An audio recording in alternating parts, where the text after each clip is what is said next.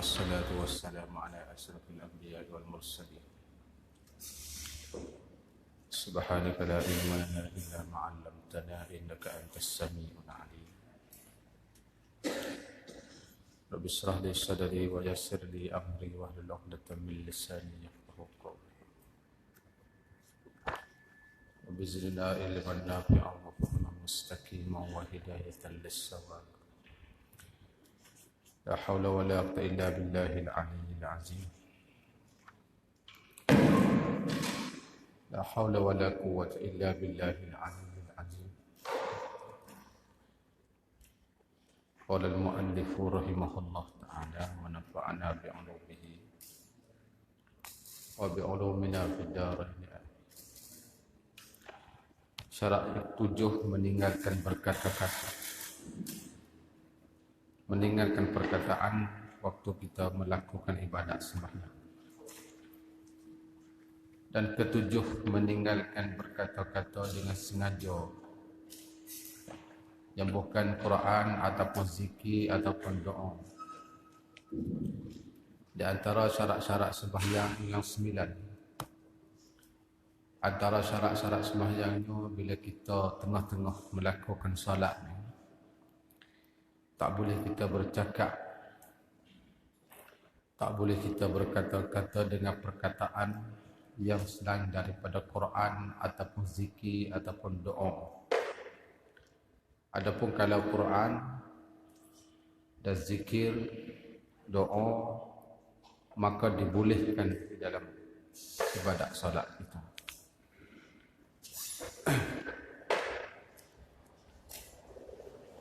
Di antara dalil yang menunjukkan bahawasanya tak boleh kita bercakap dalam ibadat solat ini, ada 2-3 dalil yang kita sebut di bawah. Kemudian kita baca satu dalil, iaitulah yang pertama dari Zaid bin Arqam radhiyallahu anhu berkata, "Kunna natakallamu bis salati hatta nazalat wa qumu lillahi qanitin. Wa umirna bis sukuti wa nuhina 'anil kalam." Adalah kami dahulu pada awal-awal Islam, mula-mula Allah Ta'ala fardukan ibadat sembahyang, maka solat para sahabat bercakap dalam solat mereka. Bila sembahyang dia bercakap dalam sembahyang. Kamak kabulih, kata kabulih.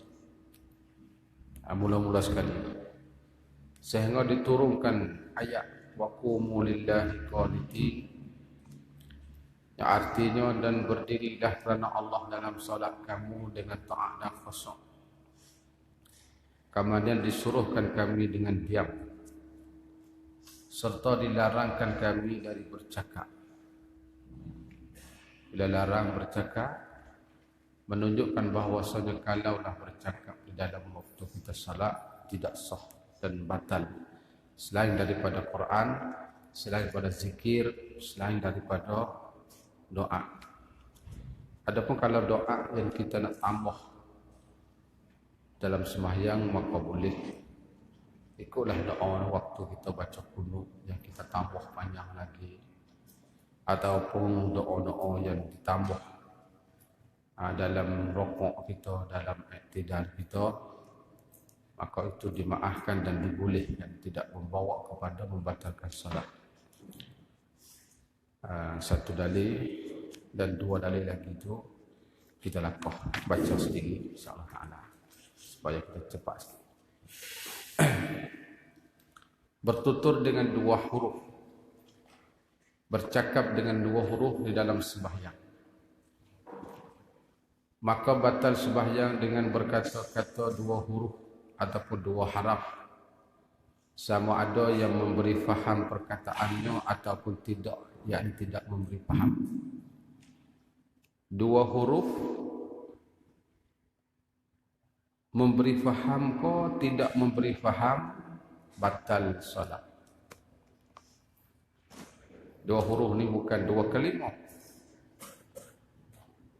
Macam kita kata ma, mim alif ma, Maka ma tu ada makna. Kalau dalam ilmu nahwu dia panggil ma tu ma isim mausul. Maknanya barang. Ataupun ma istifhamiyah. Ataupun ma nafiyah. Dia ada makna. Bila ada makna memberi faham. Ataupun tidak ada makna. Macam kita kata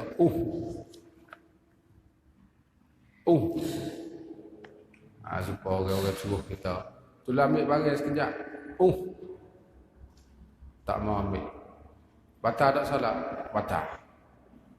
Sebab mengandungi dua huruf alif dengan hamzah. Batal salat. Maknanya bila bertutur semata-mata dua huruf batal. Memberi faham ke kalimah yang tersebut ataupun tidak memberi faham.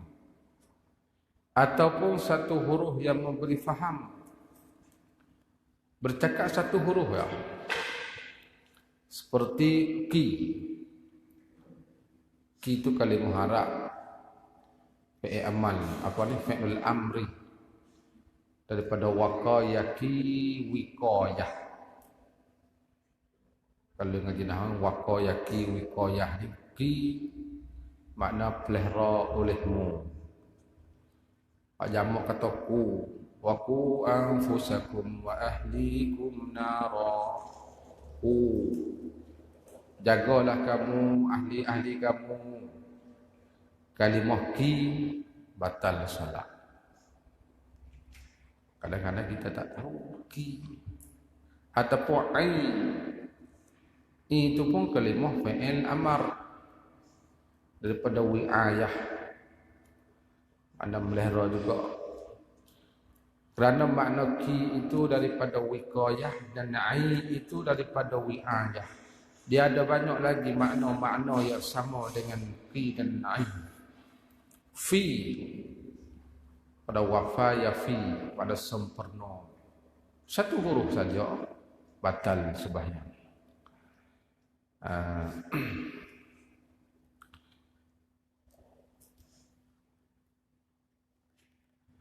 Ada talik sikit di bawah. Angka 1. Yakni rusak solat itu, mana membatalkan solat itu dengan bertutur dua haraf dari kalam manusia. Sekalipun lafaz yang sudah dinasahkan. Dalam Quran tidak sebut dah hari ini. Tapi hukum itu masih ada. Dia panggil mansukhut tilawah, tidak dimansukhkan akan ahkam, akan hukum. Di antaranya seperti ayat. Dulu ayat Quran ini pernah dibacakan zaman Rasulullah. Tapi sekarang kalau kita buka dalam Quran 30 juzuk, dia tidak ada. Asy-syaikhu wasy-syaikhatu idza zanaya farjumuhuma albattata. Kalau kita baca ayat dalam Quran, batas ayat. Pasal ayat ni sudah dinasakh. Tak ada guna lah ayat ni. Hukum masih ada. Lelaki dan perempuan yang berzina keduanya, hukuman dia kena rejam sampai mati. Jadi hukum tu masih ada dari Kitabul Hudud. Cuma bacaan tilawah ni tidak disebut dalam Quran. Ataupun daripada hadis-hadis kursi. Hadis kursi ini lafaz daripada Nabi dan makna daripada Allah. Ataupun daripada kitabullah yang diturunkan selain daripada Quran. Kita baca Bible, kita baca Taurat, kita baca kitab-kitab hak lain lagi. Zabur kau, batal solat. Dan rusak juga solat itu, mana batal solat juga dengan Taurat, Injil, sekalipun yang belum diubahkan. Padahal yang ada sekarang ni yang sudah diubahkan oleh tokoh-tokoh ulama-ulama mereka, yang sudah jadi pesu dah ini.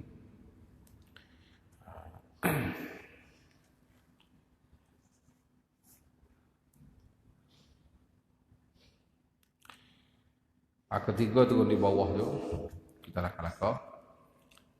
Jadi qi ai satu kalimah yang memberi makna batal salat.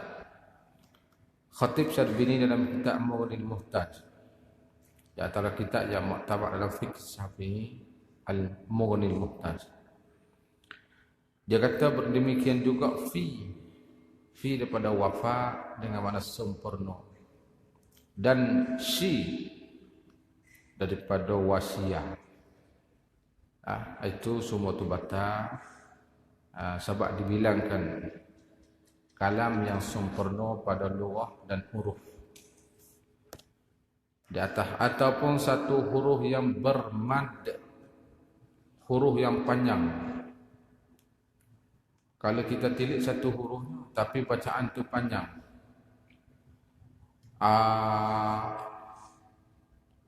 panjang tu dia 2 alif, batal juga salah. Kerana mad itu ada kala alif ataupun waw ataupun ya, maka jadi 2 huruf, maka batas sembahyang dengan demikian itu. Semua itu batas sembahyang. Syarat yang ke-8, meninggalkan melebihi rukun fi'li. Maksud kita jangan mengerjakan rukun fi'li dengan tambah di atas rukun fi'li yang sudah ada dalam sembahyang. Masalah kita kata sujud 2 kali 1 rakaat, kita sujud 3 kali, batas sembahyang. Itu rukun fi'li. Maka di antara syarat sembahyangnya jangan ditambahkan rukun fi'li. Jangan ditambah. Ke-8, meninggalkan melebihkan rukun fi'li dengan sengaja.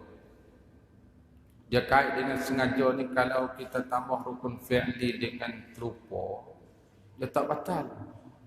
Cuma disunatkan sujud sahwi. Satu orang dia sembahyang, dia rakaat 2 kali. Tetapi dalam hal keadaan dia terlupa, maka hukumnya tidak batal salatnya, tetapi disunatkan sujud sahwi sebelum salam 2 kali sujud. Itu hukum dia. Maka jika ia sujud 3 kali ataupun rakaat 2 kali, sembahyang biasa ni kita rakaat 2 kali. Ada juga sembahyang yang dirakaat 2 kali, iaitulah sembahyang gerhana. Sembahyang gerhana ni, baik gerhana matahari, gerhana bulan, maka 2 kali qiyam, 2 kali rakaat. Itu dia suruh kaifiat yang akmal, kaifiat yang sekurang-kurangnya 1 kali cukup lah. Itu bab suku tu. Ini sembahyang biasa rakaat sekali, kamane kalau rakaat 2 kali hukum batal. Seperti ia sujud di atas umpama suatu yang tajam, maka diangkatkan dahinya, maka sujud pula. Secaya menambahi sujud. Ini beringat hal nak berlaku. Kita sujud turun kena atas tulaike, atas jadah, ataupun atas besi yang kecil-kecil. Bila sujud rapat, kita bangkit semula dan kita sujud di tempat yang sebelah kanan sikit, maka dibilangkan 2 kali sujud, hukumnya batal. Setelah itu batal. Itu kita tambah sujud dia panggil.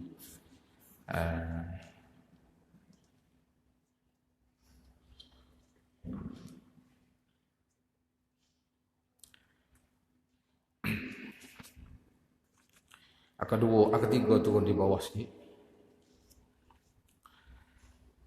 Ketiga tu Syekh Ibn Hajar Al-Haytami dalam kitab Tuhfatul Muhtaj berkata, setengah daripada menambahikan rukun rakaat itu bahawa tunduk orang yang bersolat berduduk itu hingga berbetulan dahi dengan hadapan 2 lutut. Kemudian sekalipun untuk mendapatkan duduk tawarruk ataupun istirahat. Kita sembahyang sunat tapi kita duduk. Kemudian bila kita duduk tu kita tambah ya, bila kita rakaat waktu sembahyang duduk ni, agak kata kita tunduk depan sikit tu, bolehlah kita nak sujud pada tu kita pakai tidak tu. Tapi Ibn Hajar katanya di antara kita tambah rakaat ni, kita tunduk membetulikan dahi kita dengan hadapan lutut kita. Masalah kita duduk betul dengan lutut, itu dibilangkan tambah. Dah tambah rokok dah. Kita pas depan salat. Ya kita tu mesti ya, ani kita melampaui pas depan lagi, maka dibilangkan tambah rokok lah. Masalah kita sembahyang dalam keadaan kita duduk, bukan berdiri dah lah sembahyang duduk. Kerana perkara membatalkan solat itu tidak dimaafkannya untuk menghasilkan yang sunat. Bersalahan pendapat Syekh Ramli, maka dimaafkan. Mengikut pendapat Syekh Ramli mengatakan kita solat duduk ni, kalaulah kita tunduk kepala kita, dahi kita sampai lebih daripada lutut hadapan kita, maka pendapat Syekh Ramli mengatakan tak batas solat. Itu perselisihan dan khilaf yang berlaku di antara dua syekh. Boleh kita nak ambil pendapat Syekh Ramli pun tak apa. Kerana Syekh Ramli pun di antara ulama-ulama Syafi'i juga yang dimuktamadkan kitab Nihayah. Maka dimaafkan. Akan tetapi dimaafkan tunduk untuk membunuhkan umpama ular. Kerana demikian itu sebab ketakutan mudarat. Kita tunduk untuk membunuhkan ular, itu pun tidak membatalkan sembahyang dalam sembahyang kita. Ular mari kita pukul sekaligus, maka tak batal. Itu boleh. Kerana kemudaratan itu dimaafkan perbuatan yang banyak berdasarkan kepada kaedah ad-daruratu tubihul mahzurat. Kita pergi di sana. Jikalau sedikit diangkatkan kepalanya sekalipun, masalah kita sujud di atas benda yang tajam tadi, walaupun kita angkat sedikit kepala kita pindah sujud di tempat yang kanan ataupun kiri ataupun hadapan, itu membatalkan sembahyang sebab menamakan rukun. Maka dinamakan menambahi rukun fi'li, maka batal sembahyang dengannya. Dan demikian lagi wajib meninggalkan perbuatan yang bukan jenis salat, jenis sembahyang. Perbuatan yang bukan jenis sembahyang ini wajib mesti ditinggal di antara syarat-syarat sembahyang yang ke-8. Seperti memukul 3 kali pukul ataupun melangkah 3 kali langkah yang berturut-turut. Masalah hari ini yang jadi berlaku setengah yang tak faham masalah langkah. Dia langkah ada 2 cara. Bila sah pertama tu ada satu makmum yang batal solat, lalu dia keluar daripada saf. Sah yang di belakang, sah yang kedua tu, orang yang membetuli yang dikeluar tu mesti dia naik ke depan untuk memenuhi sah pertama. Maka cara naik ni, kalau kita lakuh dengan perbuatan yang keji, kita lakuh dengan sekali langkah, maka dibilangkan keji. Kita lakuh luar, siapa sah depan lalu, itu pun batas solat juga. Pada lompat dia panggil. Tapi di hari ini kebanyakan dia langkah di kesah pertama yang tempat kosong orang batas solat tu. Kalau dia langkah 1, 2, 3 batas solat. Setengah hak tak ada reti, tak hebat ni. Kita kena langkah 1 dengan 2. Kita beradu sekejap, kita langkah pula 1 lagi ataupun 2 lagi, nak betul dengan sah pertama, maka itu barulah sah sembahyang kita.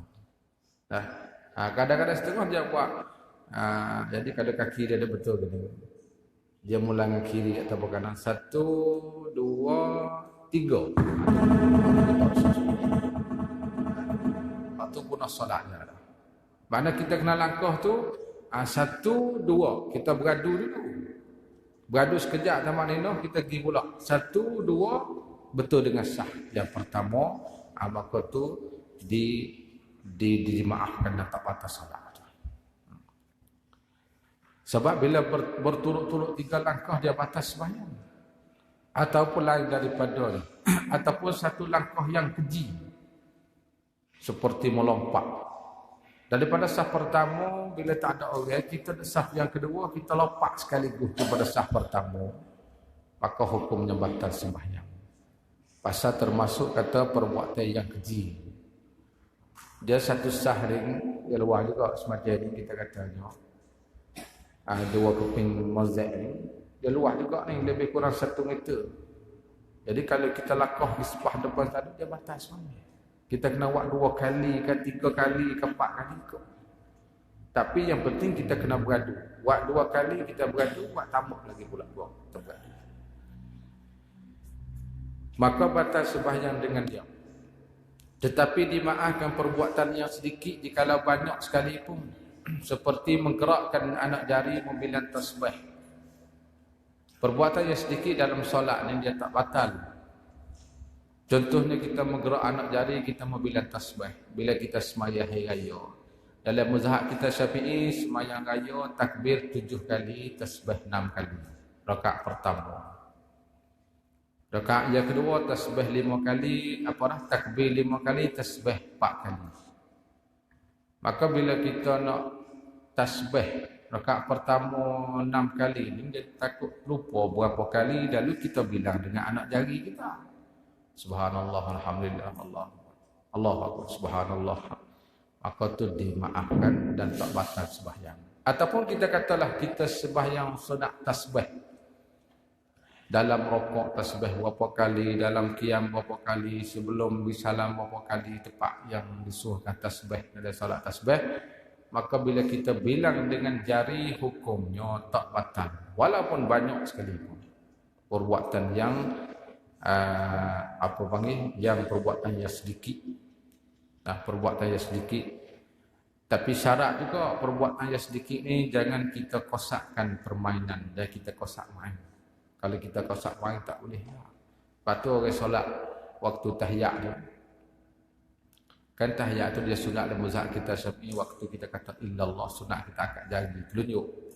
Asyhadu an la ilaha illallah, sunat angkat jari telunjuk sampai ke salam.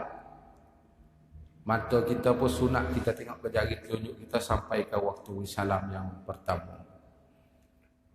Ada sebahagian ulama mengatakan bila kita angkat jari itu, hidup kita tak sah buat gitu, kita kena main jari ni. 20 pusing jari. Tak. 20 pusing jari tu tak ada batas mayat. Tapi kalau kosak main tak boleh. Sebab ada ulama yang mengatakan selain pada fuqaha Syafi'i ini, bila kita angkat jari yuharrikuha, dia menggerakkan jari. Ada satu hadis disebut tu tak, antara fuqaha Hambali, ada juga Maliki. Sunat kita buat jari. Tapi Syafi'i kita bila angkat illallah, kita diam. Akan sebut depan insya-Allah tak sapa lagi. Jadi kalau kita kosak main, batal. Batas semuanya kita. Walaupun sikit. Ataupun menggaru anak jarinya dengan tidak bergerak tapak tangan. Ini masalah yang paling banyak berlaku di kalangan orang-orang awam. Dalam sembahyang dia gatal, dia garu. Garu dengan tapak tangan ni, kalau kita garu macam ni, dia batas sembahyang, dia bergerak habis. Masalah kalau kita gatal di tepi ni, kalau kita garu lagi, dia batas sembahyang. Kalau kita nak garu, cara untuk merosakkan salat kita, kita letak tapak tangan sini. Dan kita garu dengan seputu jari. Setengah jam tak apa. Garu. Sekolah. Baca Fatihah. Lengah jari yang telunjuk. Kliking pula. Tak apa, tak ada masalah. Yang penting, jangan bergerak tapak jari. Sembahyang 4 rakaat tu tak ada beradu. Mula Allahu Akbar, garu terus. Garu. Tapi syarat jangan tapak tangan bergerak. Itu ya. Boleh, tak apa. Kau tangan kita duduk kiam, garu dah boleh. Ini gatal, jadi digatal. Boleh, tak apa. Itu dia panggil menggaru anak jari dengan tidak bergerak tapak tangan. Tidak batalkan sembahyang dengan. Itu tak batalkan sembahyang. Akan satu tu bawah sikit, kita masuk sikit-sikit. Adapun perbuatan yang sedikit pada uruh tanpa dikosakkan permainan serta tidak keji, seperti melangkah 2 kali, memamuh 2 kali, bergaru 2 kali, mencabut kasut, pakaian kain dengan perbuatan yang ringan, membukakan kitab atau perbuatan yang banyak tetapi tidak berturut-turut, maka tidak batal solatnya. Semua tidak rosak sembahyang kita. Kan kita baca, kita pergi Quran, kawan baca di sembahyang kan kita pergi Quran. Boleh kita pergi Quran sembahyang, tak ada masalah. Baca tengok boleh tu boleh, tapi hal makruh tak makruh tu suku kira. Nah, bila kita baca tema yang baca, kita nanti tengok setengah tu pergi Quran kecil kan, Quran kecil. Buat siapa tempat balik siapa kita balik. Satu. Maka tak batal sembahyang, tak mau. Boleh.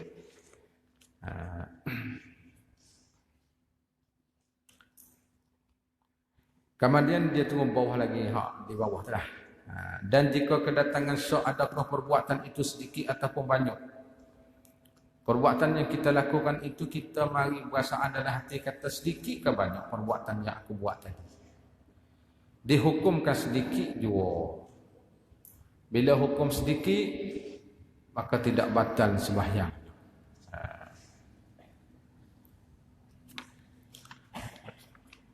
Kita balik sana. Syarat yang ke-9. Ini syarat yang terakhir daripada surutus salat. Keadaan mengerjakan sewaktu membatalkan puasa dalam solat. Ketiadaan. Dan ke-9, jangan mengerjakan sesuatu yang membatalkan puasa di dalam sembahyang seperti makan minum. Dia satu kaedah yang dibuatkan oleh fuqaha. Kullu ma abtalas sauma abtalas salah. Satu kaedah. Kullu ma abtalas sauma abtalas salah. Setiap barang yang membatalkan puasa itu juga membatalkan solat. Dia tidak boleh akas kaedah tu. Kita nak kata kullu ma abtalas salah abtalas sauma, tak boleh. Setiap perkara yang membatalkan sembahyang membatalkan puasa, tak boleh. Tak betul. Kita nak akas kaedah tadi. Kaedah yang betulnya kullu ma abtalal as-sauma abtalas salah. Setiap barang yang membatalkan puasa, maka ia juga membatalkan sembahyang. Contoh, bila kita berpuasa, bila kita makan, batal tak puasa? Batal. Maka kalau kita makan dalam sembahyang, batal sembahyang. Kias dia. Bila kita berpuasa, kita korek telinga. Ambil besi korek telinga. Korek pahdal lah, bukan tepi ni, korek pahdal. Korek telinga di bulan puasa, dia patah puasa. Maka tengah-tengah kita sembahyang, kalau kita korek telinga pahdalam, batal juga sembahyang. Itu satu kaedah yang dibuatkan oleh fuqaha. Kullu ma abtalas sauma abtalas salah. Itu jangan mengerjakan sesuatu membatalkan puasa di dalam sembahyang seperti makan dan minum.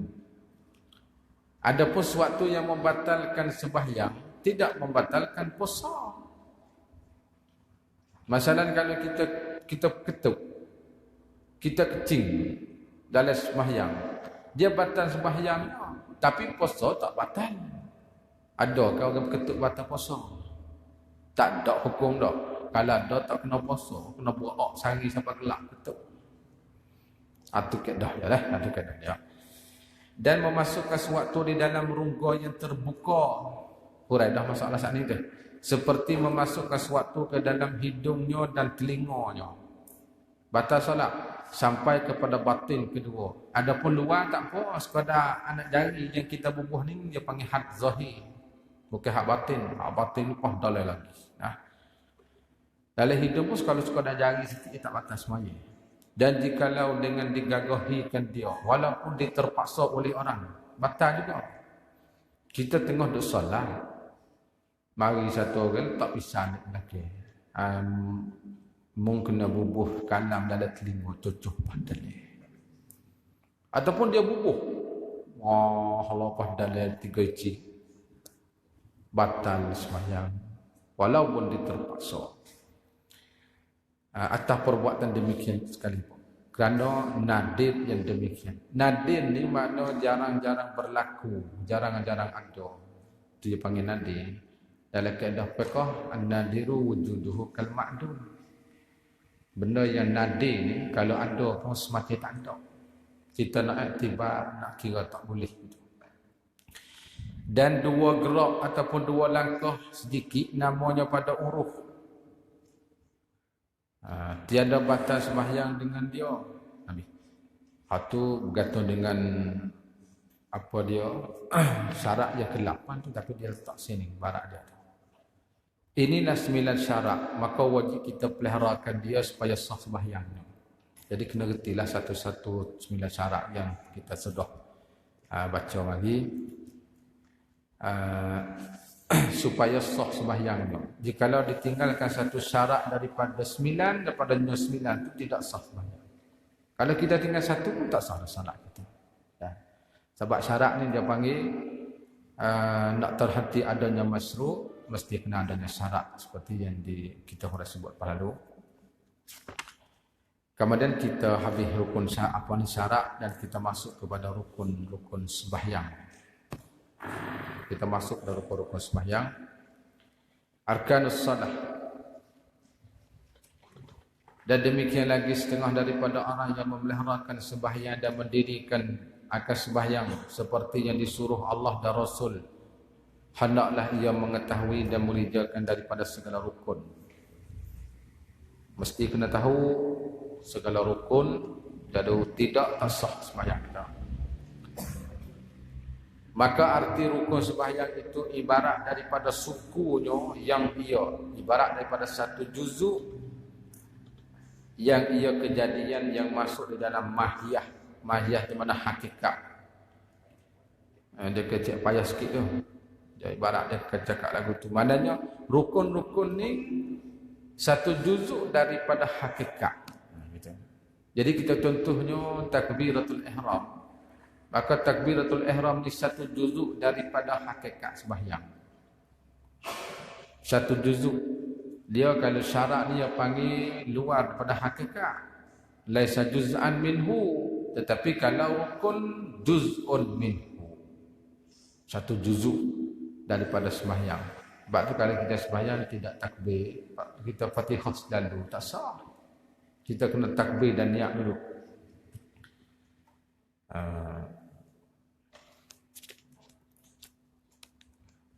Dan tidak dapat dijabarkan. Dijabar tu dihimbuh. Bahasa Arab jabar tu. Dan tak dapat dihimbuh digantikan dengan sujud sahwi. Maknanya satu rukun ni kalau kita tinggal, tak boleh kita sujud sahwi. Dia batal solat lalu. Dan segala sunatnya. Maka barang yang dijabar dengan sujud sahwi sani daripadanya dia panggil sunat aba'ah. Jadi sunat aba'ah ni bila kita tinggal mesti kena sujud sahwi. Itu akan sapa penjelasan satu-satu insya-Allah. Sunat aba'ah dan sudah ada lagi. Dan barang yang tidak dijabarkan, tidak digantikan dengan sujud sahwi dinamakan hay'ah. Sebab dia pak tu ya. Dalam mazhab Hanafi dia tidak ada sunat ab'ah. Dia adanya wajibat. Dalam Hanafi syarat dia ada, rukun dia ada, tetapi sunat ab'ah tak ada. Yang adanya wajibat. Hanafi. Ya. Jadi wajibat tu dalam mazhab kita Syafi'i kena kepada sunat ab'ah. Itu wajibat dia panggil. Sebab kita dalam Syafi'i ni bila sebut kata wajibat dengan mafrudat dia hak tulu. Melainkan dalam bab haji. Maka dalam bab haji bila sebut kata rukun lain, wajibat lain. Oleh fuqaha Syafi'iyah. Maka rukun itu 13 perkara. Rukun sembahyang ada 13. Rukun pertama niat. Niat ni yang panggil ittifaq para ulama mengatakan rukun belaka. Cuma tepat tu ya. Tepat kita niat tu. Dalam mazhab saya pada Syafi'i itu dia tak payah sangat niat ni. Tak ada mesti dalam juzuk takbir dah. Kita Syafi'i ni bila nak niat dalam juzuk takbir, artinya dalam tengah sedang kita kata Allahu Akbar, di tengah-tengah tu kita niat. Pendapat fuqaha lain mengatakan boleh kita niat sebelum daripada takbir. Niat dulu, lepas tu baru Allahu Akbar. Cuma ada sebahagian ulama, sebahagian mengatakan boleh juga kita niat sebelum takbir. Dan boleh kita nak beramal bagi mereka yang ada waswah boleh.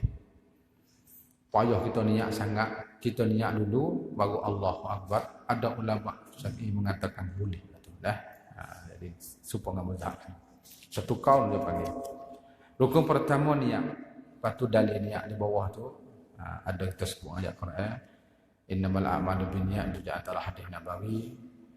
Panjang lagi. Pertama niat, maka arti niat itu qasdus syai' muqtarinan bi fi'li. Iaitu menyahajai, mana sengajalah akan suatu hal keadaannya disertakan dengan awal perbuatan. Maka tepatnya itu pada hati. Kita niat dalam hati. Ya, masalah niat ni kadang-kadang jadi payah. Bila kita buat mudah. Ya sebenarnya bukan dia payah sangat buat niat ni. Yang dah jadi bilanya masalah niat ni, bila kita budak-budak kan, orang tua dia ajar anak-anak dia, usalli fardhu zuhri 4 raka'atin ma'muman lillahi ta'ala, Allahu Akbar. Saja aku sembahyang fardhu zuhur 4 rakaat tunai makmum kerana Allah. Jadi bila kita budak-budak, bila orang tua dah ajar lagu tu, kita pun duk baca dalam hati lagu tu. Baca dalam hati, bukan baca dengan bibir mulut. Dia panggil hadisun nafsi. Itu bukan niat, tak sah sembahyang. Sebab niat ni dia panggil, dia tidak jadi tauzik, dia tidak jadi bagi satu-satu. Dia bagi sekaligus niat. Payah juga kan, kita nak kata mudah sangat pun tak mudah juga ni. Kita buat misal contoh. Kita bawa misal contoh ni, sebab tu dia sebut depan lagi masalah niat tu ada qasad, ada ta'aruf, ada ta'yin. Dalam mazhab kita ni. Jadi kita contohnya ni tiang masjid Pak Butung ni. Bila kita nampak ni, kita nampak satu-satu kan, kita nampak sekaligus. Nampak sekaligus dah. Itu niat lagu tu. Niat semaya semacam tu. Kita pun kata kalau ni qasad, ta'arud, ta'yin, kita pun 3 butung tiang. Bila kita niat ni, kita nampak sekaligus ya 3 butung tu, dia mari sila dalam hati kita sekaligus, dia panggil niat dia panggil. Bukan kata bila kita niat nampak 1, 2, 3, artinya panggil hadis nafsi, atau dikatakan muqaradah tauzi'iyah. Bukan niat tak sah sembahyang. Batu setengah ada niat main tu. Saja aku semaya fardhu zuhur. Cuma kita tak dengar je, dia baca dalam hati dia. Waktu dia tak kuping panjang tu, Allah nak wisuk Allah Ta'ala Akbar setengah minit. Itu bukan niat. Kita contoh lagi masalah niat dalam hati ni.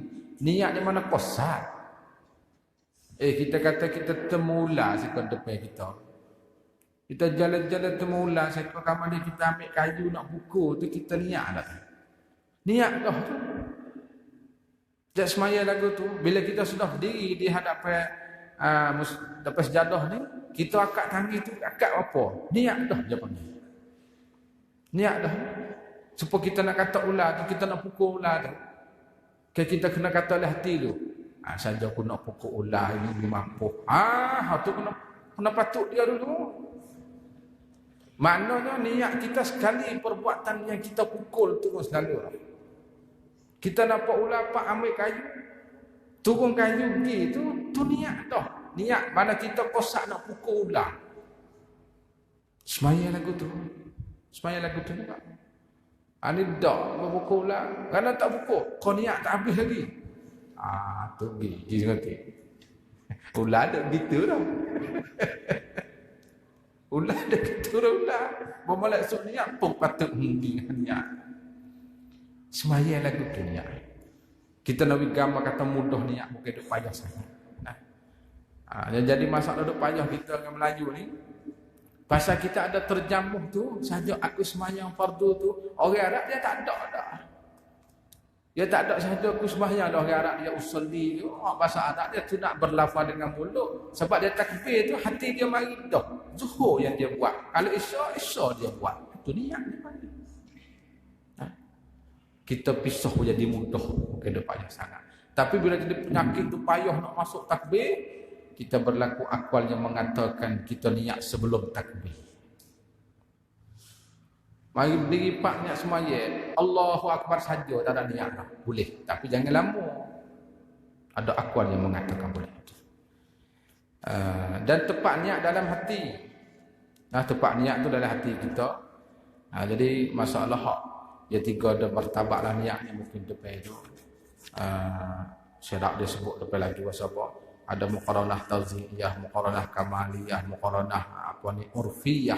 Maka muqaranah kamaliyah tu dia kena hadirkan juzuk-juzuk solat di dalam setiap huruf Allahu Akbar. Itu tak akan berlaku di kita sebagai orang awam. Tak boleh jadi itu. Sebab dalam A kena ada juzuk solat rukun 13. Allah kena ada juzuk solat rukun 13. Hak tu tak kuasa kita nak buat.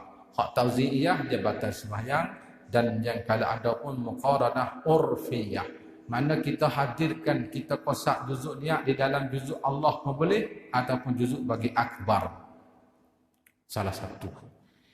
Kita masuklah kitab. Maka jika adalah sembahyang itu fardu yang lain daripada jemaah dan qasar, sembahyang biasalah, hendaklah ia mengqasar dengan hatinya, hendak meridyakan sembahyang dan taklukkan fardu dan takyinkan waktu. Masalah kalau kita nak buat zuhur, kita niat apa? Aku nak buat waktu zuhur. Aku sembahyang fardu zuhur. Mari gitu ya. Dia mari tak payah ni. Aku sembahyang fardu zuhur. Tunai ke tak tunai tak ada wajib kita tak sebut lagi. Ada kan tak ada kena sebut. Semuanya niat kata aku nak sembahyang fardu zuhur. Dia mari. Itu niat. Maka yang tiga itu dinamakan qasad, ta'aruf, ta'yin. Hatu kita dalam qasad, ta'aruf, ta'yin. Dia kena hadir tu dinamakan niat. Maka hendak ia hadirkan yang tiga itu, tiga ini dalam yang pada takbiratul ihram. Maka jika ada sembahyang itu Jumaat ditambahi imam, ingat kita lelaki wajib Jumaat seminggu sekali. Hak niat jadi tu imam, dia kena niat dalam juzuk takbir. Yang jadi makmum kena niat dalam juzuk takbir. Jangan niat luar takbir. Sembahyang biasa dia tak apa kita niat jadi makmum luar juzuk takbir, tengah-tengah dia baca Fatihah niat jadi makmum, tak ada masalah. Tapi kalau jemaah kena niat di dalam takbir. Ataupun makmum, kerana sembahyang jemaah itu disyaratkan berjemaah daripada awal sembahyang. Tengah-tengah tak boleh, nak ambil di awal. Maka jika ada sembahyang itu sunat mempunyai waktu. Belakang. Dan jika sembahyang qasar bagi orang yang musafir, maka ditambahi qasar pun niat qasar. Niat mai qasar dalam makna dalam juzuk takbir tu, dalam juzuk takbir, dalam Allahu Akbar. Karena disyaratkan niat qasarnya itu dalam takbiratul ihram. Dan jika ada sembahyang itu sunat yang mempunyai waktu, sunat yang ada waktulah. Dia sunat ada waktu, sunat mutlak. Semaya sunat rawatib tu ada waktu semuanya. Sunat duha, sunat lain-lain lagi, isra'. Ataupun mempunyai sebab. Dia panggil semaya sunat yang ada sebab. Yang mempunyai sebab, maka disyaratkan adalah niatnya itu dua perkara. Kita tu kena fikir sikit, bukan daun ambil alih tak lepas pada waw. Dua. Syarat dua. Iaitulah pertama qasad, kedua ta'yin. Dua tu saja. Seperti sunat subuh, gitu. Dan dua hari raya, sunat gerhana. Seperti hadirkan aku semaya gerhana matahari. Jangan duk bila lagu ni nama aku semaya gerhana matahari, gerhana Allah. Dia panggil hadisun nafsi. Arti hati nafsi ini kita bercakap dalam hati. Niat bukan bercakap. Qasdu. Dia sila mari sendiri supaya kita misalkan pukul ular tadi. Apa tu tak panjang sangat. Ataupun aku sembahyang hari raya Adha ataupun fitrah. Dan jika ada sembahyang itu sunat mutlak, jatuh yang tidak mempunyai waktu dan sebab. Sunat mutlak ni bila masa boleh kita buat selepas waktu tahrim. Maka memadalah niat satu perkara juga, iaitu qasad. Hendak mengerjakan sembahyang. Aku sembahyang, gitu ya. Bahkan niat gitu ya. Dia mari dah bila kita bangun di Pak nak takbir tu, dia niat sembahyang dah hingga. Sebab tu ada fuqaha mengatakan setengah tu niat lumah lagi. Pasal pada masjid Pak takbir saja ada. Jadi kita nak bawa kalau tak boleh tu. Nah, kalau tak boleh hak Syafi'i tak boleh aku tu. Mabahas satu pembahasan berlafaz dengan niat. Satu isu yang paling hebat juga setengah ni. Lafaz salli ni. Lafaz salli ni bukan kita ada khilaf di hari ini. Ulama-ulama fuqaha al-mazahib al-arba'ah pun ada khilaf. Lafaz salli Amadan dalam pendapat mazhab kita ni apa yang disebutkan oleh pengarang di sini, dan sunat melafazkan niat dengan lidah dulu daripada takbir dan menyebutkan bilang-bilang rakaat dan menyebut adat ataupun qada dan mengidhafahkan bagi Allah seperti kata usalli fardhu zuhri 4 rakaatin adaan lillahi taala. Simpulannya masalah usalli ni kalau kita buka dalam kitab-kitab fiqh Syafi'i semua dikatakan sunat berlafaz dengan niat. Nah semua lagu itulah. Baik bukanlah kitab majmu' dalam kitab yang kecil-kecil bajuri ke ataupun mukadimah hadramiyah ke. Wa yusannu at-talaffuzu biha. Wa yusannu at-talaffuzu biha. Disunatkan kita berlafaz biha kalau sembahyang kan bis salah. Dalam bab haji kan bil haji. Dalam bab puasa ikutlah bab ibadat ni sunat kita berlafaz. Dalam bab haji nawaitul hajj wal umrah. Bila kita nak mengakatkan wudu, nawaitu fardal wudu, sunat kita kata dengan wudu. Kata bahasa Jawi tak apa. Ya usalli ni yang bahasa Arab. Sunat kita berlafaz dengan niat ni tak mesti usalli. Aku semaya fardhu zuhur 4 rakaat lillahi taala. Allah Tuhan niat ada dalam ni. Boleh ke? Tapi tengok dia okey. Karena usalli kita duk bawa dah. Sebab orang Arab ni dia kalimah Arab dah. Maknanya berlafaz dengan niat ni tak mesti dengan lughah Arab. Lughah lain tak apa. Karena kita berlafaz dengan niat ni supaya nak mudah hadirkan qasad dalam hati kita waktu kita niat. Itu ya. Sunat kita berlafaz. Dalil dia ada sebut tu di antara dalilnya kita ambil sikit-sikit di sana lah. Jadi di antara dalilnya Nabi kata labbaika bi umratin wa hajjin. Itu di antara dalil. Dan di antara laginya satu ketika Rasulullah masuk dalam rumah Siti Aisyah tu, Rasulullah tanya Siti Aisyah, hal indakum syai'un, hari ni ada gapo ratik nak makan ni? Aisyah jawab katanya, tak ada sewaktu pun ya Rasulullah. Lalu tu Nabi kata fa innani idzan shaimun. Itu menunjukkan bahawa fa innani idzan shaimun tu sunat kita berlafaz dalam bab puasa. Tapi kita nak berlafaz fa innani shaimun ni kita tak kata semacam tu. Nawaitu shauma ghadin an ada fardhi ramadhana lillahi ta'ala. Niat semacam tu. Itu garisan yang dibuatkan oleh fuqaha. Dah dibuat oleh fuqaha. Jadi setengahnya dia tak nak berlafaz dengan niat. Tak nak sudah. Ada fuqaha yang mengatakan yang pentingnya jangan kata kita berlafaz dengan usalli masalah ni makna bid'ah dulu, jangan. Pasal fuqaha di antara tokoh-tokoh ulama Syafi'i ramai yang mengatakan sunat kita berlafaz dengan niat. Usalli. Baca tak ada apa lagi. Ani tolak tu kita semaya baca usul baca semua tak sah semaya. Marah baca usul. Ya. Waktu dia. Kita baca usul. Pokoknya kita mana pun disebut macam itulah.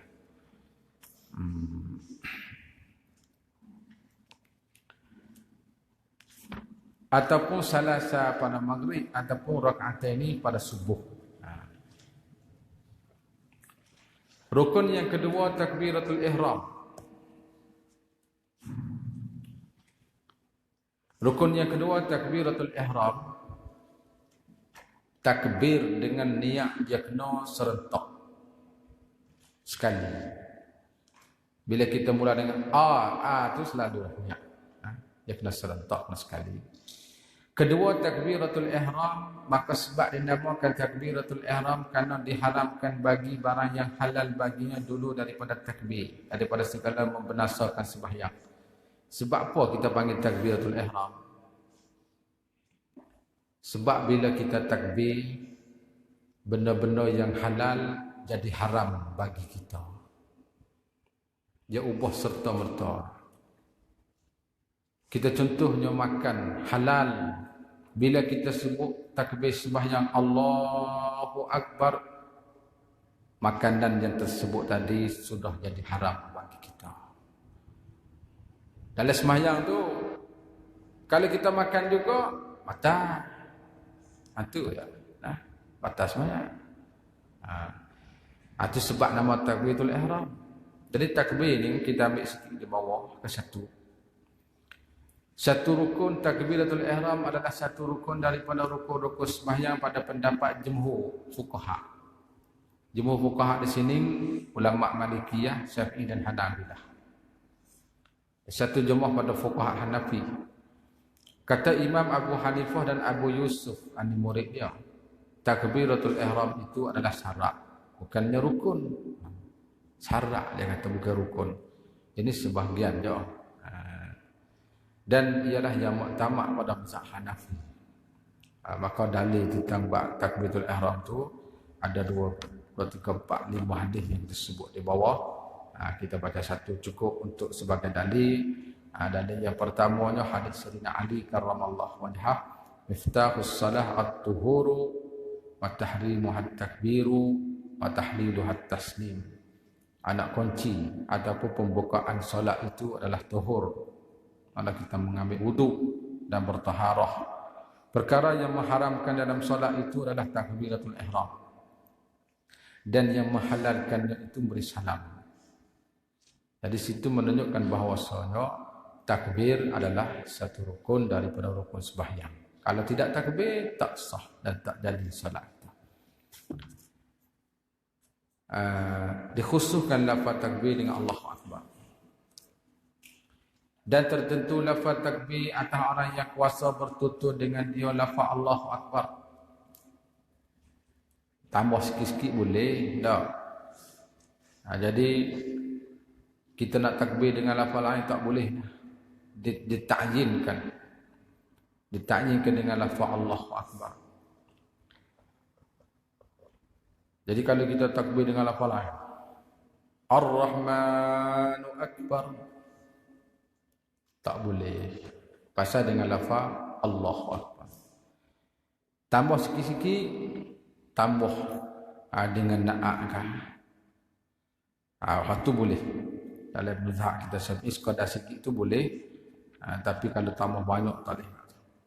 Itu ada sebut penjelasan dalam Arkanus Salah dalam Mazhabil Arba'ah. Satu tajuk yang kita tulis suku tentang bab rukun sembahyang saja atas dasar 4 mazhab. Ini kita tidak sebut lagi. Dengan dimulai dengan Allah daripada akbar.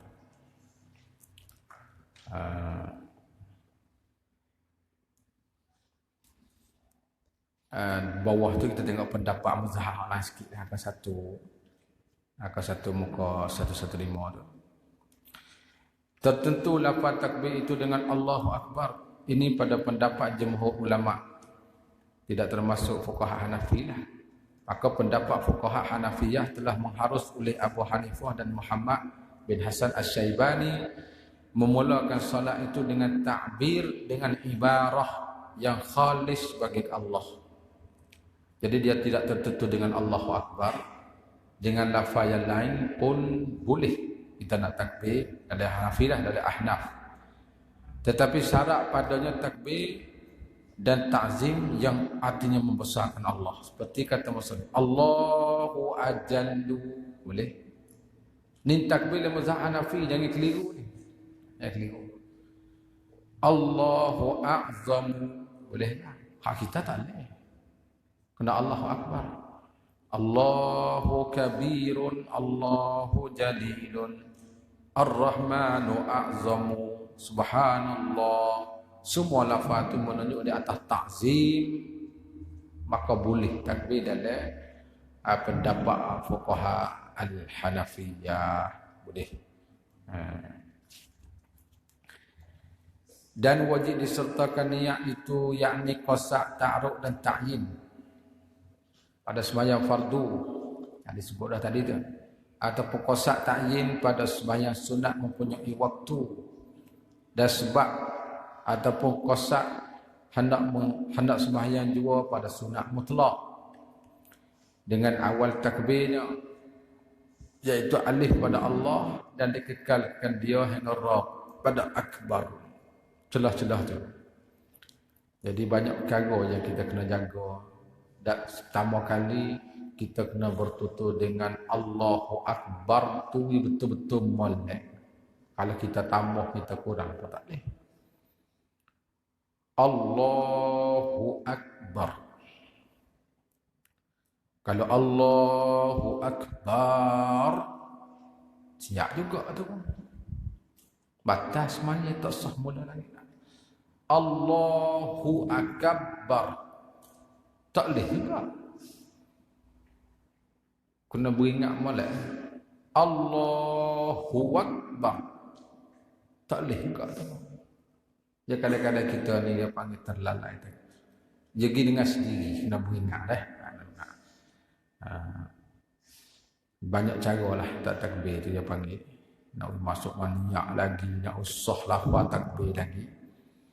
Bahagian muqaranah. Ini yang kita sebut tadi, muqaranah terbagi kepada 3. Maka adalah muqaranah itu 3 namanya. Pertama muqaranah kamaliyah, iaitu menghadirkan yang tersebut itu daripada qasak, ta'aruf, ta'yin pada fardu dihadir pada hatinya ketika pada alih Allah. Dalam alih satu tu kita kena hadir dah qasak, ta'aruf, ta'yin. Dalam lam Allah kena hadir pula. Khulasahnya huruf-huruf dalam juzuk Allahu Akbar tu kena hadirkan qasak, ta'aruf, ta'yin. Maka hak ni suka dan payah tak nak buat. Payah ni susah sikit nak buat tak boleh. Kamaliyah. Maka dikekalkan hingga kepada ra akbar. Yang kedua muqaranah urfiyah. Ini muqaranah urfiyah ni pendapat ulama mengatakan sah sembahyang kita. Adapun tauzi'iyah akan sebut depan lagi itu tidak sah. Tauzi'iyah. Tauzi' ni mana kita bagi juzuk. Supaya kita baca lah hati itu. Saja aku sembahyang. Dia panggil tauzi'iyah.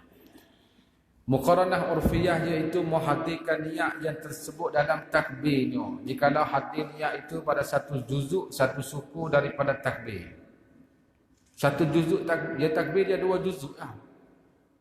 Juzuk Allah, juzuk akbar. Juzuk Allah ni bukan Allah berjisim. Ya. Dalam kalimah Allah, kita mesti menghadirkan dan mesilakan akan qasak, ta'aruf, ta'yin. Kalau tidak dalam kalimah Allah, dalam kalimah akbar. Tapi nak ada juzuk 2 tu. Sama ada pada Allah ataupun pada akbar. Ataupun dikatakan muhadir pada satu suku daripada takbir itu memadalah. Ikut mana-mana satulah. Yang mana satu ikut. Ataupun membuangkan ittihadnya sekira-kira jangan lupa. Mana membuang ittihad mana bersungguh-sungguh lah. Ada juzuk takbir dia. Jangan lupa dan lalai daripada mengingatkan niat tak kala mengatakan Allah Akbar. Itu pun dinamakan muqaranah urfiyah. Maka hukum muqaranah urfiyah ni sahlah sembahyangnya pada orang awam yang banyak ini macam kita orang awam. Bukan yang paling kita takut masa muqaranah tauziyah ni sangatnya. Nah, muqaranah tauziyah tu jadi tak terpakai, tidak sah salat kita. Kata Syekh Bujairimi. Syekh Bujairimi ni orang yang wahsyah di atas apa dia Fathul Wahhab. Syekh Bujairimi juga. Bermula muqaranah urfiyah itu bahawa ada diserta yang diistihdarkan yang wajib dengan suatu suku daripada takbir satu juzuk. Pada kita istihdar, kita menghadirkan yang wajib daripada pasal ta'aruf ta'yin dengan suatu suku satu juzuk daripada takbir dalam Allah ataupun dalam akbar. Dan yang wajib istihdar itu qasad ta'aruf ta'yin gitu ya.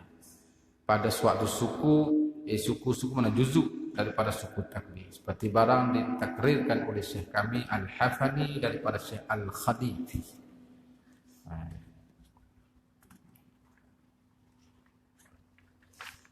Jadi kita buat kesimpulan dua tadi, muqaranah kamaliyah sah sembahyang, muqaranah urfiyah sah sembahyang, satu lagi muqaranah yang jadi tak sah.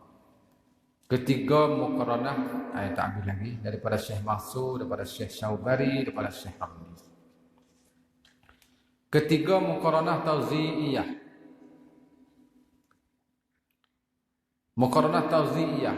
Tauzi' ni mana kita bagi. Supaya kita semula ilmu musim kurban kita bagi rumah ni sekilo. Tu tauzi'. Tauzi' ni kita bagi kepada orang ni sikit. Maka takbir ni bukan kita bagi nak, kita buat berjuzuk. Dipanggil tauzi'. Iaitu mensuku-sukukan. Mensuku-suku ni membuat juzuk-juzuk. Membagi akan suku niat pada suku takbir. Iaitu di muqaranah qasak pada Allah saja. Hu tak ada lagi. Dan ta'aruf pada hu dan ta'yin pada akbar. Saja tak ada. Allah aku semaya. Hu fardu. Tak. Akbar zuhur. Maka tu tauzi'iyah. Batu kita katanya banyak berlaku di hari ini masalah takbir ini nak berlaku di tauzi'iyah yang paling banyak. Kena pakat-pakat beringat. Kalau kita dunia ada hati tu saja aku sembahyang fardu zuhur 4 rakaat tunai makmum kerana Allah Taala tu dia panggil kita bilang, kita membilangkan dan kita membacakan di dalam hati dengan kita tak dengar. Kita tak dengar panggil. Itu hadisun nafsi. Maka hadisun nafsi ini tak sah. Maka dinamakan tauzi'iyah kerana ia menghampirkan juzuk suku niat pada suku takbir. Maka adalah muqaranah ini tidak memadai pada niat dengan muafakat ulama padanya. Semua ulama kata tak sah semua. Semua ulama kata tak sah masalah muqaranah tauzi'iyah. Bersalahan surah yang dahulu kamaliyah dan urfiyah. Maka yang pertama tu muqaranah kamaliyah. Ittifaq bagi orang yang kuasa mana sah. Dan jika membawa waswah maka hendak diamalkan muqaranah urfiyah yang dimaktamak oleh Imam Nawawi. Cukup Imam Nawawi itu muqaranah urfiyah. Tauzi'iyah tak boleh. Dan Imam Ghazali dan yang lain pada kedua.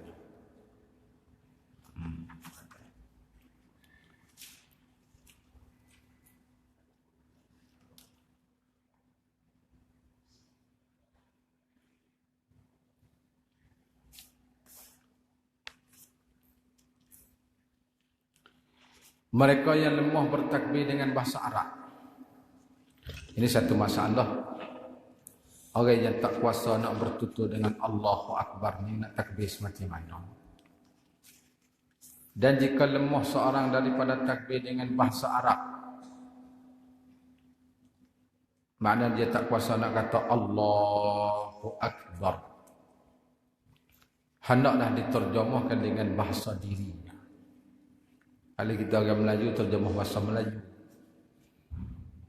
Kalau orang Cina terjemah bahasa Cina.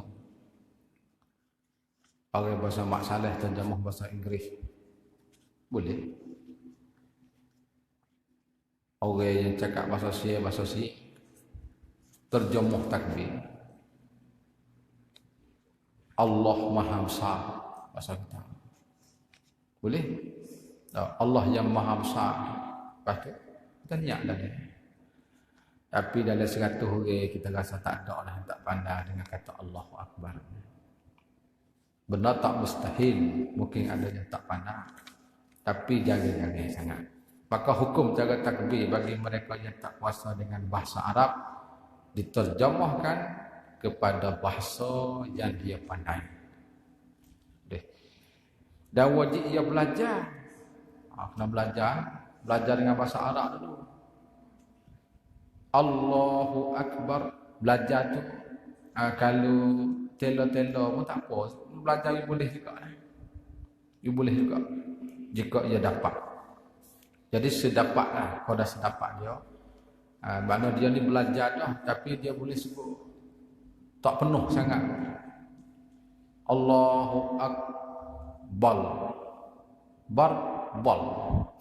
Sebut ra tak boleh.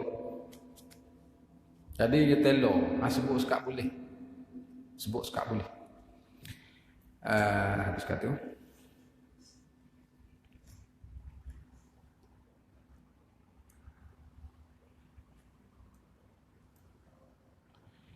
Rukun yang ketiga berdiri.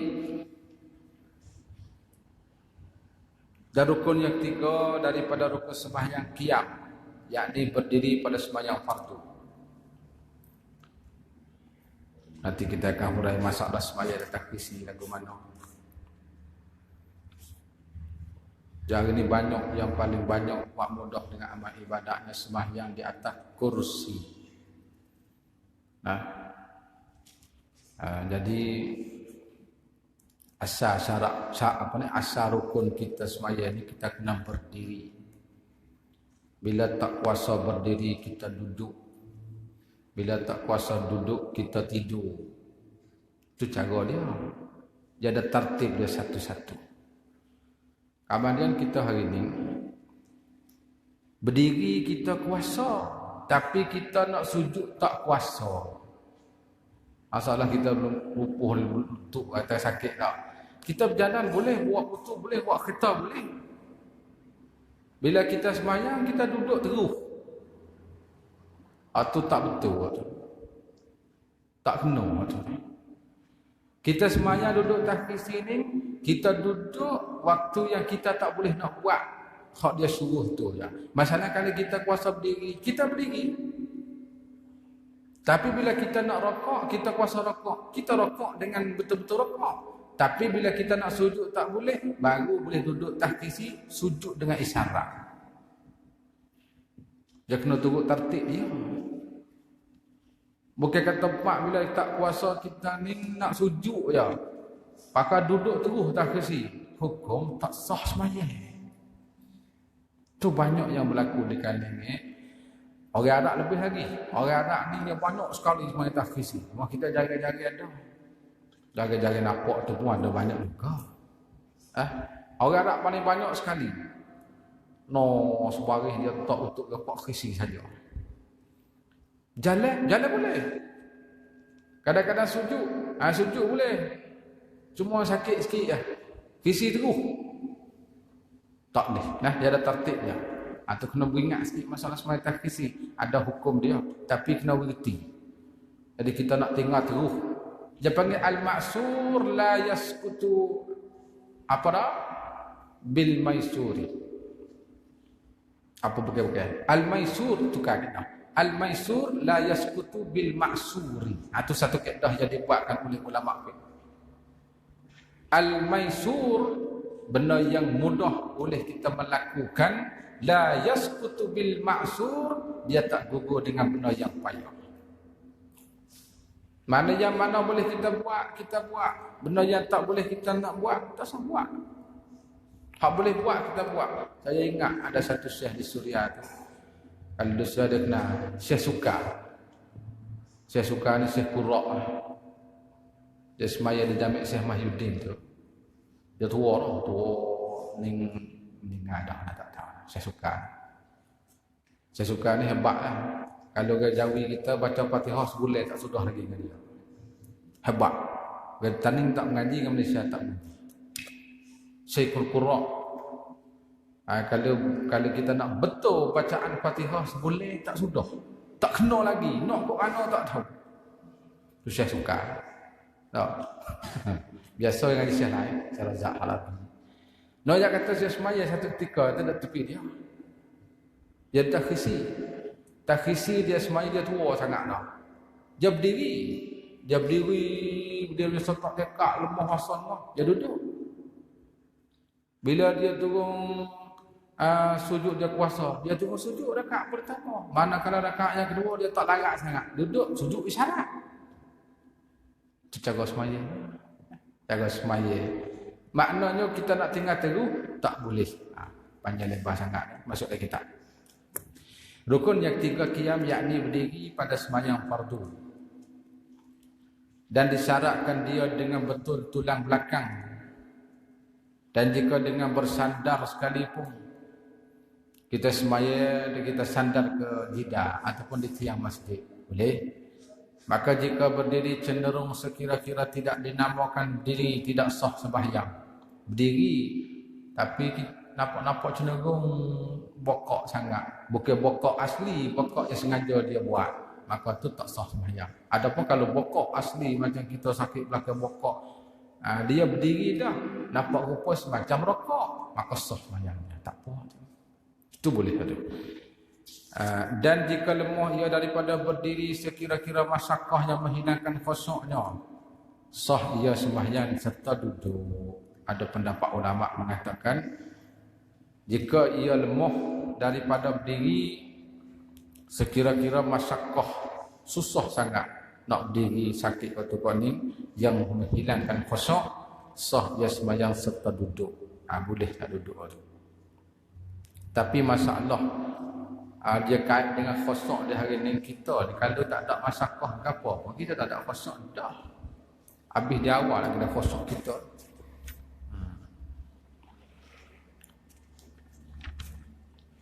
Dan jika lemah duduk maka hendak ia berguling di atas lambung kanan itu afdal pada lambung kiri. Bila kita tak kuasa nak duduk, kita berguling, kita tidurlah, tak tidur. Dan jika lemah ia maka sembahyang di situ kita kena bagi dengan jatuh ngor satu. Maka sembahyang dengan melintang atas belakang. Melintang ni kita tidur. Ya tidur dia dua. Tidur atas lambung tu kita panggil tidur mengiring. Tidur melentang tu kita tidur muka hadap kepada atas. Bukan menerak. Secara tidur, muka kita hadap ke langit, kaki kita hunjuk kiblat. Macam seperti kita letakkan jenazah waktu mati. Masa tak umuh lagi. Masalah kalau kiblat hadap tu, kaki kita hunjuk kat nung, kepala kita hadap kat nung, dan muka kita hadap atas. Maknanya bila takdir kalau kita bangun, jadi betul kat atas dah. Jangan kaki hadap kat nung, kepala hadap kat ni. Tak. Semaya tidur. Dan kepala kita lapis sikit. Biar tinggi sikit. Maka isyarat dengan kepala. Ni nak semaya isyarat dengan kepala, tak ada orang dah ni. Maka jika lemah ia dengan demikian, dengan kepala tak boleh isyarat, maka isyarat dengan kelupuk mata. Dengan kelupuk mata ni semaya. Hari ni setengah dah timbul semaya batin pun ada. Tak, semaya batin. Kita tegur dia tak cakap. Haji apa tu? Nya. Acik apa tu? Nya.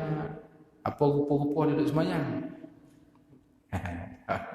Sembahyang batin.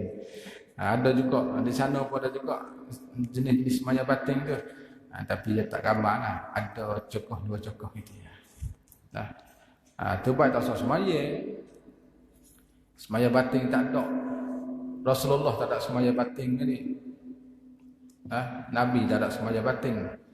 Dan jika lemah ia, maka dengan melakukan rupanya sembahyang dengan hati. Jadi kalau kita tak kuasa nak gerakkan mata kita isyarat dengan sembahyang, maka suruh kita silakan perbuatan sembahyang rukun 13 dengan hati kita.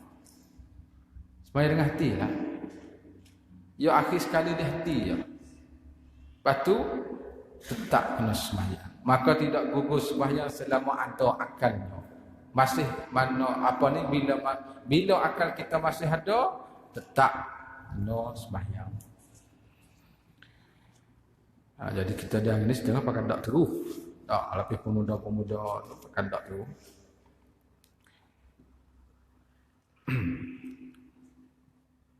Akan satu turun di bawah sikit tu. Ini hukum ittifaq di antara tiga mazhab. Masalah dengan kelupuk mata. Bila kita tak kuasa dengan isyarat kepala, kita isyarat dengan kelupuk mata. Kemudian hukum di bawah tu yang kita ta'liq tu ittifaq di antara tiga mazhab, iaitu mazhab kita tu Maliki dan mazhab kita Syafi'i dan Hanabilah.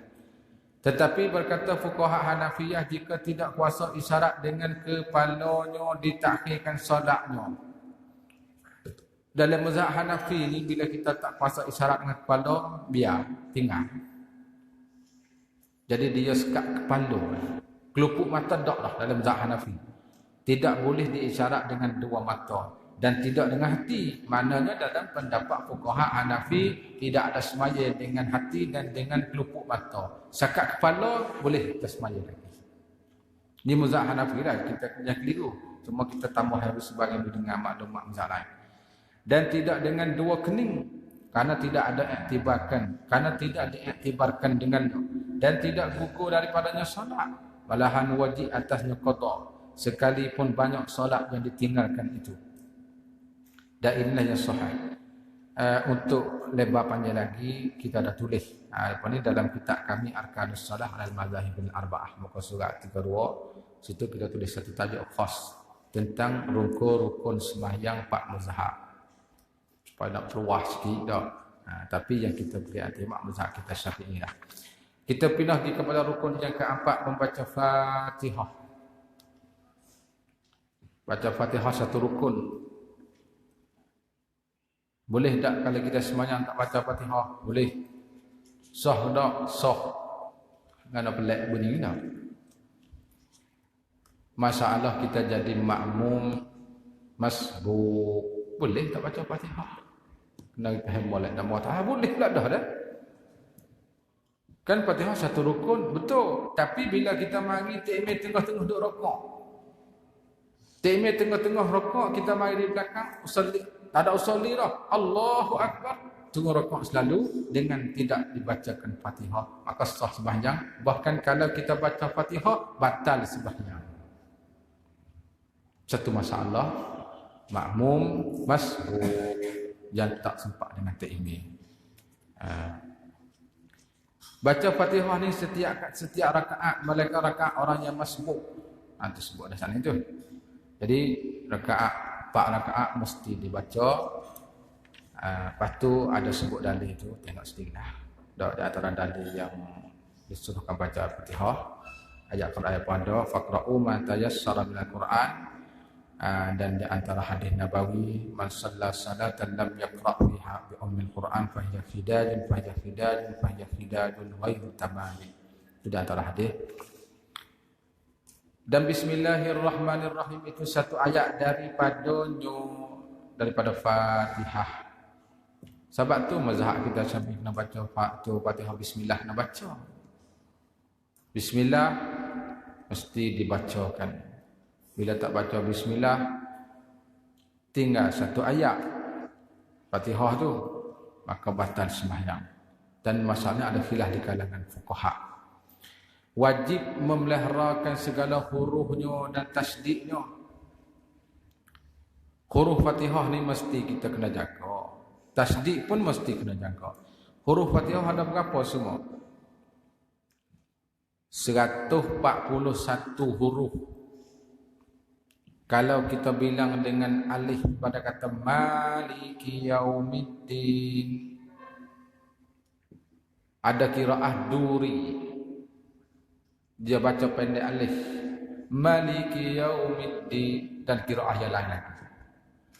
Maka kalau kita mengikut qiraah yang macam Maliki kita selalu baca hafaz ni Maliki yaumiddin.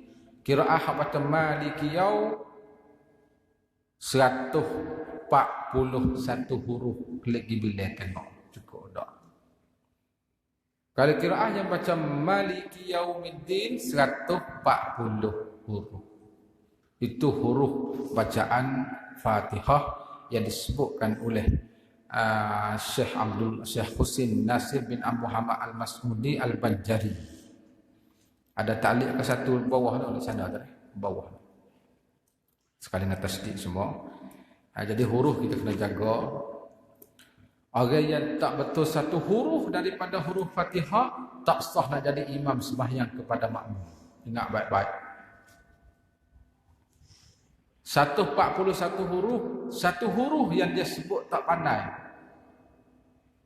maka dia tak boleh jadi imam kepada siapa-siapa. Malaikat sesama tak pandai boleh. Ataupun dikatakan ummi.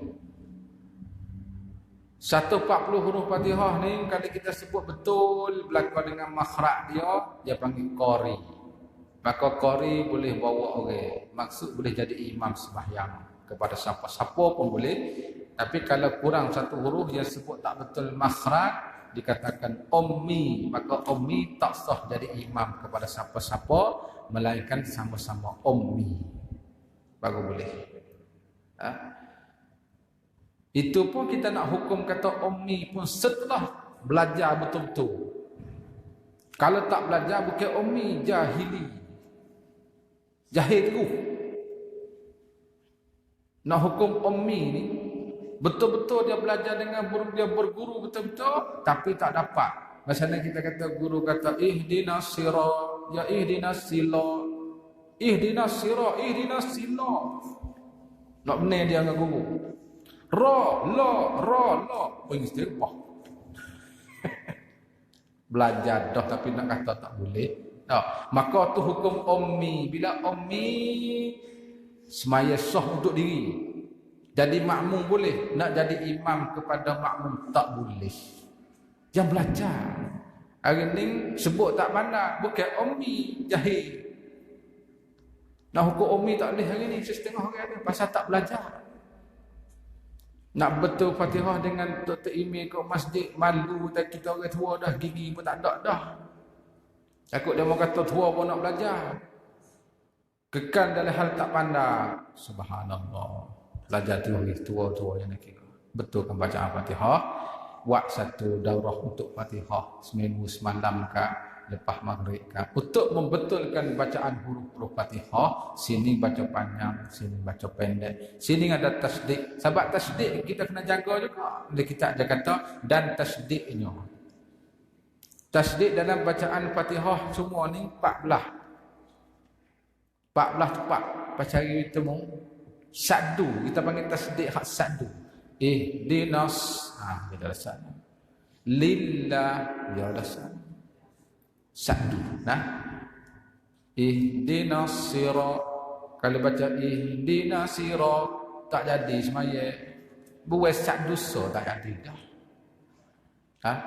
Itu semua tu baca betul belakang dah. Cuma bunyak-bunyak tak pandai lagi. Dan tertib Fatihah wajib. Tertib Fatihah wajib. Tertib ni makna kita kena mula seperti mana hak tercatat termaktub dalam Quran itu. Kita nak pergi mula hak lain tak boleh. Bismillahirrahmanirrahim. Maliki yaumiddin. Waladdallin. Alhamdulillahi rabbil alamin. Allahu akbar. Rokok dulu. Tak sah sembahyang. Tak ada tertib.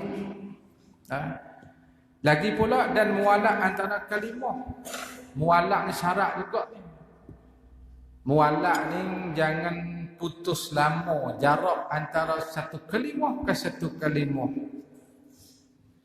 Alhamdulillahi rabbil alamin. Baik, 15 minit. Ar-Rahmanir Rahim. Sudah wisanda tengok makmu tak ada cukup apa balik pergi.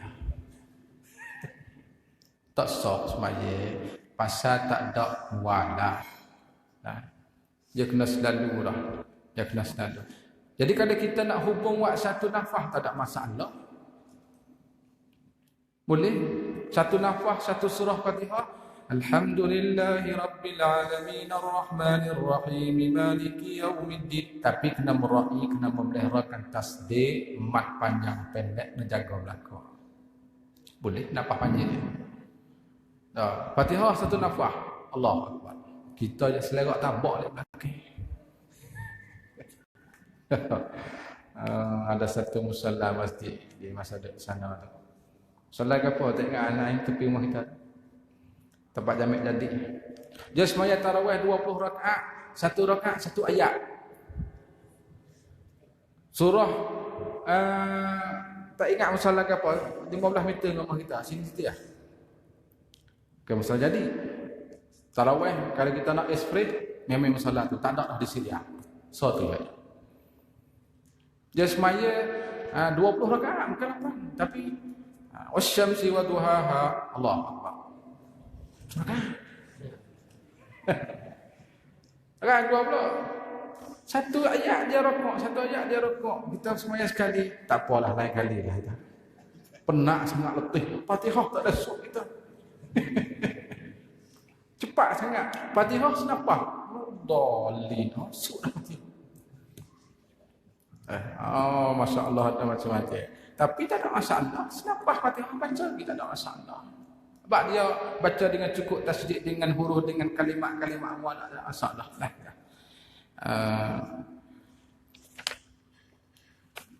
Kita buat dulu. Rukun yang kelima, wallahu a'lam. Bismillahirrahmanirrahim. Allahumma aftahna wa arifna wa qulubana wa ja'alna a'malana khalisatan liwajhika. Sallallahu ala sayyidina Muhammadin wa ala alihi wa sahbihi wasallam. Alhamdulillahi rabbil alamin. Saya lambat baca bahasa Rumi. Nak tulis apa tulis bahasa Jawa.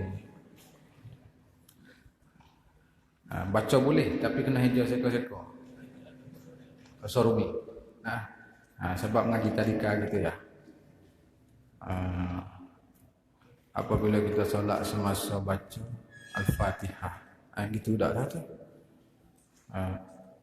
Nyamuk enggak pada kaki. Nyamuk gitulah kita kena urut tak. Kaki rasa pedih. Lalu kita hentak kaki bagi halau nyamuk. Kondas kaki sekali tak apa, tak batas maya. Tak batas maya tak masalah. Tapi nyamuk ni ya lagu tu lah. Kalau kita tak sembahyang dia tak ketik kita. Dia ni macam nak kata ada akal. Tak ada akal dah. Bila kita mula Allahu Akbar, Pak dia mula selalu mari paling ekor kaki sebelah kiri, 3 ekor kanan tu kita lepas juga semuanya. Tak. Gini lah lain kali tu pakai stuping itu bahas sikit. Agak kata dia tak sabar. Tapi kalau kita hentak kaki sekaligus dia tak patah, jangan termasuk perbuatan yang kecil. Tak apa, insya-Allah itu tak apa. Assalamualaikum. Bismillahirrahmanirrahim.